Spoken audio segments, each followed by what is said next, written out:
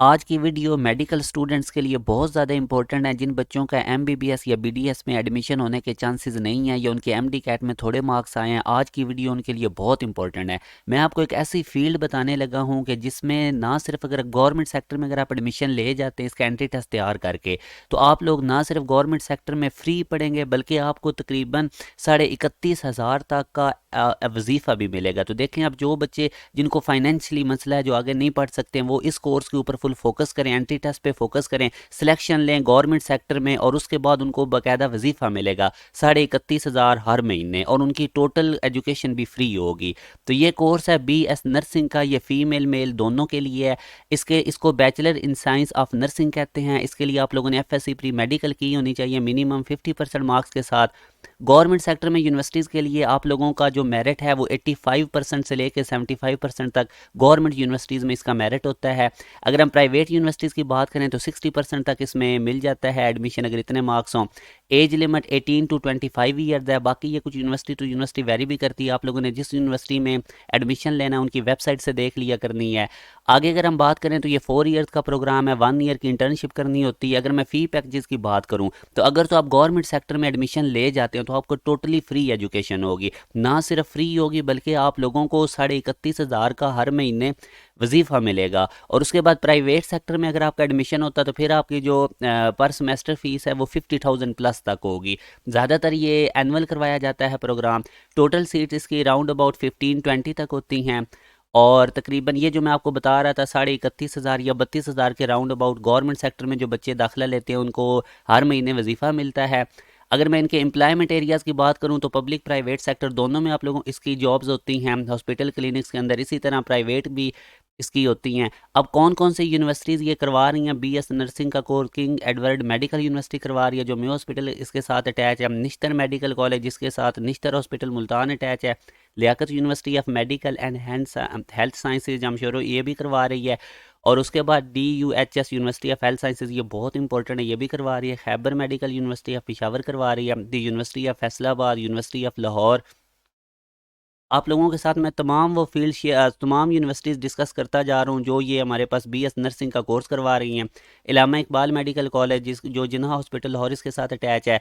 इसी तरह अब बाकी अगर हम देखें तो college of nursing female Larkana ये भी करवा रहे हैं। College of nursing male Larkana के अंदर है। College of nursing female Nawabshah, post graduate college of nursing Peshawar, इसी तरह शेख ज़ैद मेडिकल कॉलेज जो कि हॉस्पिटल इसके साथ रहीम यार खान। तो ये तमाम मैंने आप लोगों के साथ इंस्टीट्यूट्स डिस्कस किए हैं। आप लोग इनको देखते जाएं जो BS नर्सिंग का कोर्स ऑफ़र कर रहे हैं। अगेन मैं आप लोगों को रिवाइज़ करवा रहा हूँ कि अगर गवर्नमेंट सेक्टर में आप लोगों ने एडमिशन ले लिया तो आप लोगों की कोई आपको लोगों को फ़ीस नहीं देनी पड़ेगी बल्कि आप लोगों को 31,500 तक हर महीने वजीफ़ा मिलेगा। अब अगर मैं स्पेशली बात करता हूँ DUHS के BS नर्सिंग प्रोग्राम की, जो कि काफ़ी बच्चे मुझसे पूछ भी रहे थे, इनका एलिजिबिलिटी क्राइटेरिया वही है। FSC pre medical minimum 50% marks के साथ होनी चाहिए। 18 से 35 साल तक इनकी एज लिमिट होती है। ये मज़ीद आप लोगों ने इनकी वेबसाइट से कंफर्म कर लेनी है। टोटल इनके पास 100 सीट्स होती हैं, 50 मेल के लिए, 50 फीमेल के लिए। और अगर मैं इनके फ़ीस स्ट्रक्चर की बात करूँ तो एडमिशन फ़ी इनकी तकरीबन 1.5 लाख तक होती है, जिसमें फर्स्ट सेमेस्टर की फ़ी तकरीबन 45,000 इंक्लूड होती है। और अगर हम मेरिट फार्मूला इनका देखें तो मैट्रिक 10%, FSC 40%, एंट्री टेस्ट 50% और टोटल 100% इस तरह इनके मार्क्स होते हैं। ये 10 कंपोजिंग मिस्टेक है, ये 100 है total. 10 matric, 40 FSC, 50% entry test और टोटल 100%, इस तरह इनका मेरिट बनता है। अब एंट्री टेस्ट में कौन कौन से सब्जेक्ट्स होते हैं? इंटर लेवल का बायो, केमिस्ट्री, फिजिक्स, मैथ और जनरल नॉलेज। तो ये तमाम सब्जेक्ट्स आप लोगों ने अच्छी तरह अपनी इंटर की बुक्स को आप लोगों ने रिवाइज़ कर लेना है। अगर फिर भी आप लोगों को प्रिपरेशन के हवाले से किसी किस्म की गाइडलाइन हो तो आप लोग ये जो नीचे कॉन्टैक्ट नंबर है यहाँ पे कॉन्टैक्ट कर लें, आप लोगों की बाकायदा हेल्प कर दी जाएगी। और उसके बाद अगर मैं एडमिशन फॉर्म की बात करूँ तो वो आपको कहाँ से मिलेगा? आप लोगों ने इस तरह इनकी वेबसाइट पे जाना है। ये सिर्फ मैं जो डॉ यूनिवर्सिटी ऑफ हेल्थ साइंसेज है उसकी सिर्फ आपको भी बता रहा हूँ। तो ये आप लोग इस तरह इनकी वेबसाइट पे जाएंगे। जब आप वेबसाइट ओपन करेंगे तो आगे मैं आपको बताता हूँ कि किस तरह का फेज़ ओपन होगा। अब ये देखें, जैसे ही मैंने वो वेबसाइट गूगल के ऊपर जाके लिखी तो डॉ यूनिवर्सिटी हेल्थ साइंसेज की ये वेबसाइट ओपन हो गई है। तो ये अब आप इसको देख सकते हैं, ये सारी उनकी ऑफिशियल वेबसाइट है। यहाँ पे आप लोगों ने BS नर्सिंग पे क्लिक करना है तो कुछ इस तरह का फेज़ आप लोगों के सामने ओपन हो जाएगा। अब ये इसने सारा इधर इन्होंने बताया हुआ है कि BS नर्सिंग के लिए एज लिमिट इसकी 17 to 25 ईयर्स ही होती है। 100 स्टूडेंट्स टोटल होते हैं, 50 मेल 50 फीमेल, जो मैं आप लोगों को बता भी रहा था डॉ यूनिवर्सिटी हेल्थ साइंसेज की। तो ये अब तमाम नीचे सब्जेक्ट्स आ जाते हैं, कौन कौन से कोर्सेज आप लोगों ने BS BS नर्सिंग प्रोग्राम में पढ़ने हैं, जो 4 ईयर्स का प्रोग्राम है, तो ये आप लोगों ने इसमें देख लेना है।